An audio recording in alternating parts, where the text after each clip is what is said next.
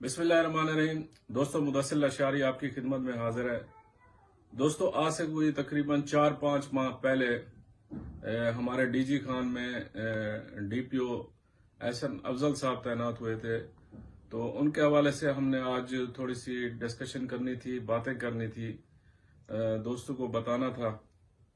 वो ये है कि वो यहाँ पर जब उनकी तैनाती हुई तो सुनने में यही आ रहा था कि वो यहाँ पर करप्शन का खात्मा करेंगे और फलां फलां करेंगे, जैसे दावे होते हैं। लेकिन ये सारी बातें जो है ना उलट साबित हुई। मासूफ के आते ही यहाँ पर जो करप्शन है माशाल्लाह वो बहुत ज़्यादा बढ़ गई थी। थोड़ा सा पहले मैं उनके इखलाक के बारे में भी बता दूं। उनका इखलाक इतना अच्छा था कि आप ये देख लें, मैंने अपने जो मेरी जर्नलिज्म तकरीबन मुझे 8-10 साल हो गया, मैंने पहली दफ़ा देखा है कि एक अफसर जब वो उसका तबादला हो जाए, यहाँ से चला जाए, तो पहली दफा मैंने देखा है कि उसके जो एसएचओ साहबान थे, एएसआई वगैरह सारे जो भी पुलिस एहलकार थे, उन्होंने मिठाइयाँ तकसीम की। उसकी सबसे बड़ी वजह यह है कि वो माशाल्लाह इखलाक उनका इतना अच्छा था कि वो गालियों से बात शुरू करते थे और गालियों से ही बात खत्म करते थे। अब बातें हैं जो हमारे ज़राए के मुताबिक जो उन्होंने करप्शन किया है, वो बहुत ज़्यादा करप्शन की है। इतनी करप्शन जिसकी हम मिसाल भी नहीं दे सकते। यहाँ पर जो अरसा दराज से ईरानी डीजल की जो स्मगलिंग हो रही थी, सुना है कि वहां से मासूफ हमारे ज़राए के मुताबिक मुबैना तौर पर 3 से 4 करोड़ रुपया महाना लेते थे। और उसके अलावा थानों वगैरह से भी नजायज काम एसएचओ के जरिए कराते थे, जिसकी एक तो मैं खुद गवाह हूँ।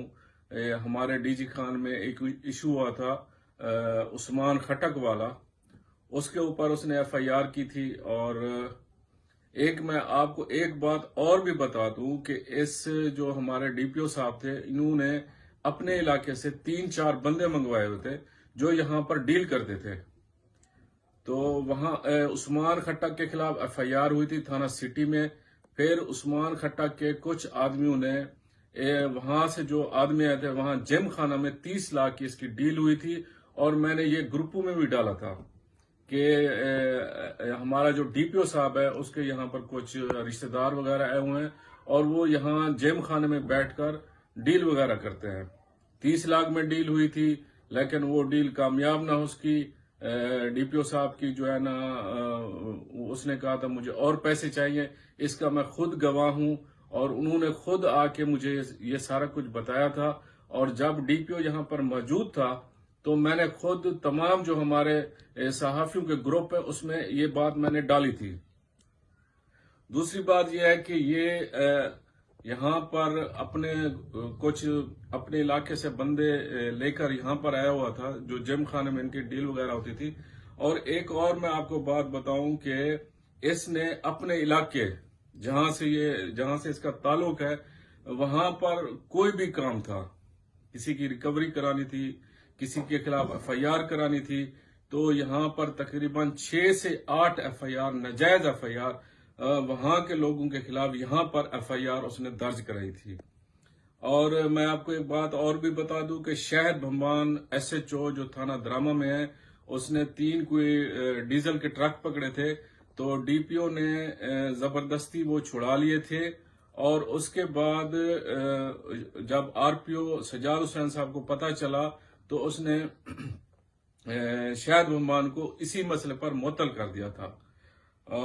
इस तरह बहुत इतनी ज्यादा करप्शन की बातें हैं कि हम जिस जगह पर भी जाते हैं तो इसकी जो करप्शन के हवाले से है बातें होती रहती है। इसने नाजायज एफआईआर कराई, कोई भी काम था इसके बंदे मौजूद होते थे और वो सारा कुछ जो है ना वो डील के जरिए सारा काम होता था। मैंने तो यहां तक सुना है कि इसने किसी से कहा कि भी जो मेरा पूरा डिस्ट्रिक्ट है, यहाँ पर जितने एसएचओज हैं, इनके तबादले वगैरह जो भी कराना चाहे, एक बंदे से इसकी डील होती रही थी कि मुझे पता नहीं 8 करोड़ 10 करोड़ दे दो और वो सारे तबादले तुम ही कराते, बस महाना मुझे पैसा चाहिए।